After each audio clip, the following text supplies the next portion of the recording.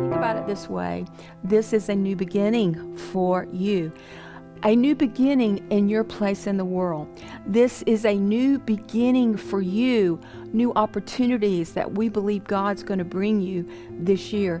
So in this year, the Lord is going to open doors for you, but you're going to have to be willing to walk through those doors.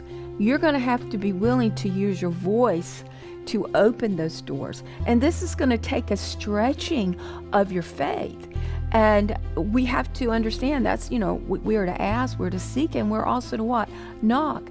Jesus said, if you knock, the door will be open to you. And he also said that he stands at the door and knocks. And if any man hears his voice and opens the door to him, he will come in and sup with him. So in many ways, when the Lord is knocking on your soul, knocking on the heart of the individual, it's as if he's voicing something. He is saying something to you, and he wants you to invite him in. He wants you to have a desire to have very close communion with him. So if we're going to walk through these open doors this year, the first and foremost thing we need to make sure is going on is that we have that communion and that fellowship. Jesus said, I will come in if you hear my voice. I will come into you and I will sup with you. So we see that's a communal relationship, a very personal relationship, an intimate relationship. And that is first and foremost, as you begin to get excited about the new opportunities the Lord is going to make for you this year.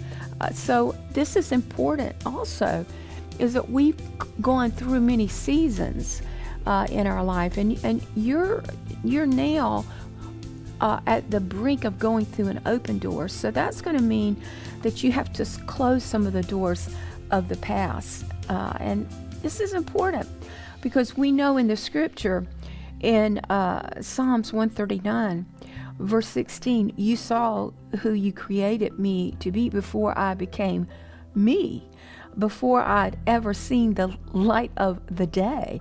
The number of days you planned for me were already recorded in your book.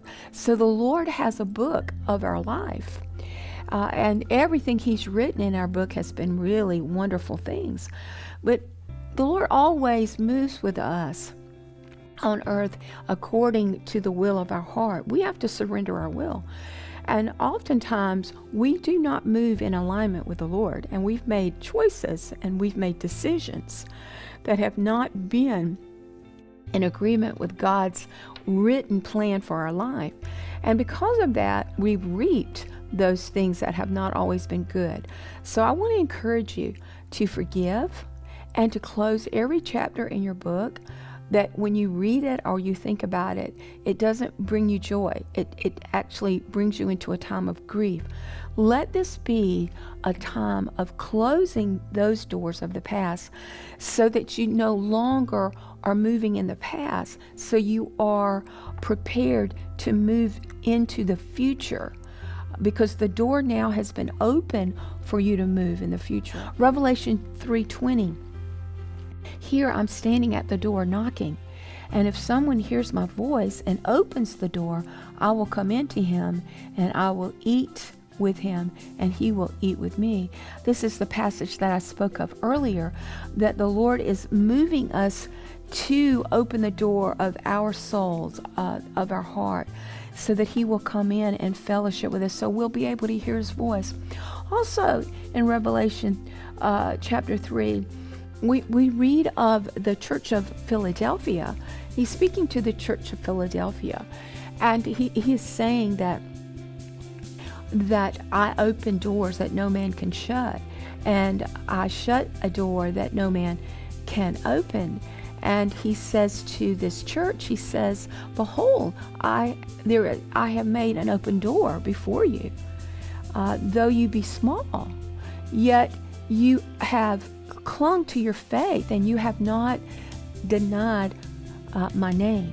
So get ready, expect new creative things to materialize in your life this year. New relationships, new opportunities, new places to share the great gospel of the Lord, new jobs, new marriages, come on, new houses. Yes, even in the material realm, the Lord wants to create something in your life that hasn't existed before.